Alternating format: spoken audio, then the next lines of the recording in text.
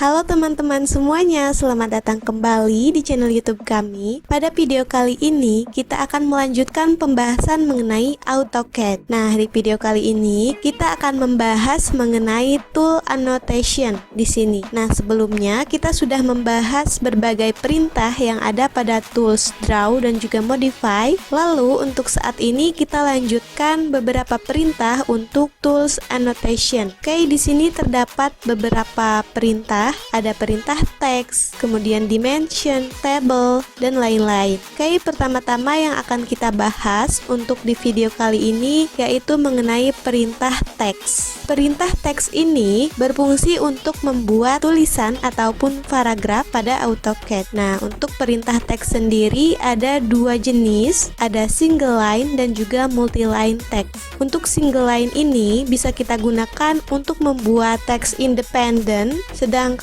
untuk multi-line text ini dapat kita gunakan untuk membuat paragraf. Oke, seperti apa perbedaannya? Kita langsung saja praktekkan. Pertama-tama kita praktekkan untuk single line. Untuk mengaktifkannya, kita ketik di keyboard TEXT, kemudian enter. Lalu setelah itu, kita perhatikan kotak dialognya. Di sini kita diminta untuk menentukan start point atau titik dimulainya sebuah tulisan yang akan kita buat. Misal saya klik di sini, lalu setelah itu kita diminta untuk menentukan tinggi dari tulisan atau teksnya. Nah, kita bisa ketik di sini kalau kita ingin ukuran yang pasti, tapi kita juga bisa klik sembarang atau kita kira-kira saja setinggi mana tulisan yang kita inginkan. Misal saya ingin tingginya sampai di sini saja, kita klik. Lalu setelah itu kita diminta untuk memasukkan rotation angle atau sudut teksnya. Sudutnya ini terhadap sumbu X ya. Jadi kalau kita masukkan 0, maka dia akan sejajar dengan sumbu X. Kalau kita masukkan 90, dia berarti tulisannya ke arah atas. Misal untuk contoh ini saya ingin masukkan saja 0. Kita ketik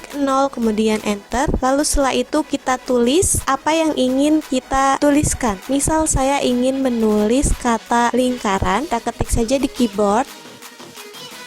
Nah, seperti ini. Kemudian jika sudah dan kita ingin mengakhiri perintahnya, apa yang harus kita lakukan? Nah, kita tidak bisa meng-enter seperti ini karena dia akan melanjutkan perintahnya. Kita hapus dulu. Ketika kita ingin menutup perintah teks ini, ada dua cara. Kita bisa tekan enter 2 kali ataupun kita bisa klik sembarang di luar teks yang kita buat. Misal kita klik di sini. Nah, lalu dia akan jadi muncul di sini untuk tulisan berikutnya. Kalau kita tidak ingin menulis lagi, kita tekan escape pada keyboard, kemudian dia akan tertutup perintahnya. Oke, misal kita contohkan kembali, kita aktifkan lagi TEXT, kemudian enter. Lalu setelah itu pilih titik pertamanya atau start pointnya. Misal saya ingin di sini. Lalu setelah itu tentukan tinggi teksnya. Nah, tadi kan kita dikira-kira. Sekarang saya ingin tinggi teksnya yang diketik. Kita ketik di sini, misal tingginya 10. Kita ketik 10 kemudian enter. Lalu setelah itu rotation angle atau sudutnya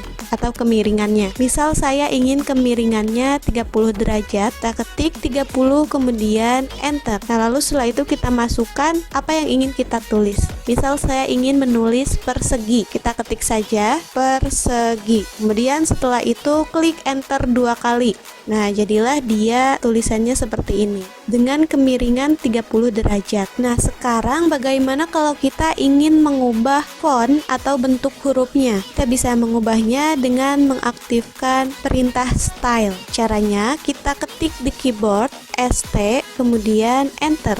Lalu setelah itu di sini kita bisa memilih stylenya, tadi standar. Kemudian untuk fontnya kita bisa sesuaikan di sini. Misal kita ingin font Forte, kita klik. Lalu setelah itu apply, lalu close. Nah, dia akan berubah menjadi font Forte. Oke, sekarang bagaimana kalau kita ingin membuat tulisan baru tetapi dengan font yang berbeda dengan font sebelumnya, atau jadi terdapat dua font yang berbeda? Caranya adalah kita ketik dulu di keyboard ST kemudian enter, kemudian kita pilih new yang ini, kita klik, lalu kita namai style ini. Misal saya kasih nama style percobaan, lalu oke. Kemudian pilih fontnya, misal saya ingin font yang Geniso ini, kita klik seperti ini. Kemudian setelah itu set current, klik yes, kemudian close. Nah, kita pastikan dulu di annotation ini, kita klik. Nah, dia sudah aktif untuk style percobaan, maka kita coba saja, kita aktifkan TEXT, kemudian enter.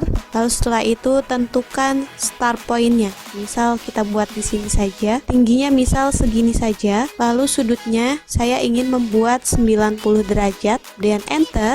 Lalu setelah itu kita ketikkan hurufnya, misal saya ingin membuat kata segitiga, kita tulis saja segitiga, kemudian enter 2 kali. Nah, dia akan menjadi seperti ini. Karena tadi dia kemiringannya 90 derajat, maka dia ke arah atas seperti ini. Kita juga bisa membuat style baru, caranya sama seperti yang tadi kita lakukan. Kalau kita ingin ada beberapa font huruf yang berbeda atau beberapa ukuran huruf yang berbeda, kita bisa mengaturnya dengan menggunakan style tadi. Nah, misal setelah itu kita ingin membuat tulisan dengan font awal lagi, yang ini. Kita klik annotation ini, lalu kita pilih stylenya. Yang tadi kan stylenya yang standar, kita klik standar. Lalu setelah itu kita aktifkan lagi TEXT, kemudian enter. Misal start pointnya di sini, lalu tingginya segini saja. Untuk sudutnya kita buat 0 saja, kemudian enter. Lalu kita tulis garis, kemudian enter 2 kali. Nah, dia akan kembali ke font awal ketika kita memilih style standar tadi. Oke, itu dia untuk contoh penggunaan dari single line. Untuk selanjutnya kita akan mencoba untuk mencontohkan multi-line text. Yang ini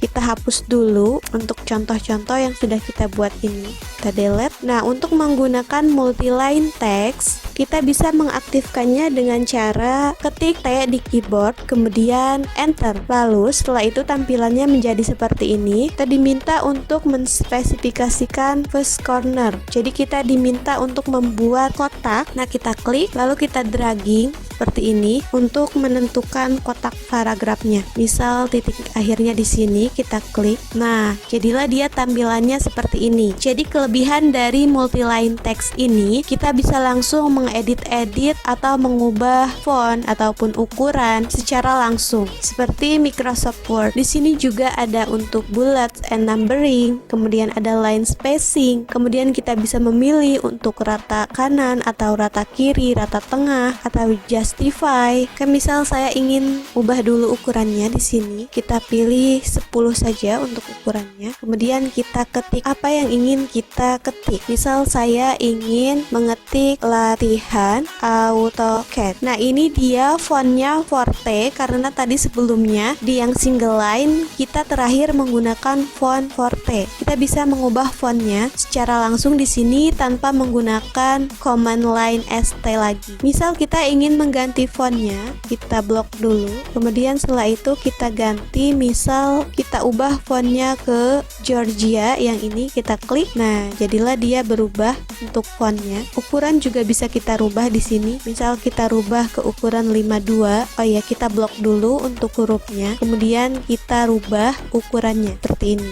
Jika dia tidak diblok, maka dia tidak akan berubah. Kemudian setelah itu enter 2 kali. Jadilah dia seperti ini. Oke, kita coba sekali lagi. Kita aktifkan T, kemudian enter. Lalu kita buat kotak untuk paragrafnya seperti ini. Nah, di sini juga kita bisa menambahkan simbol atau karakter. Di sini ada beberapa contoh. Untuk membuat simbol derajat, kita bisa mengetikkan %D. Kemudian untuk membuat simbol plus minus, kita bisa memasukkan atau mengetik %P. Kita contohkan ya, kita membuat simbol degree atau derajat. Misal kita ingin membuat 90 derajat, kita ketik di sini 90, kemudian simbol derajat tadi %D. Kita tulis saja %D. Nah, dia akan berubah menjadi simbol derajat seperti ini. Kemudian kita ingin membuat simbol plus minus. Tadi simbolnya adalah %P. Kita ketik saja %P.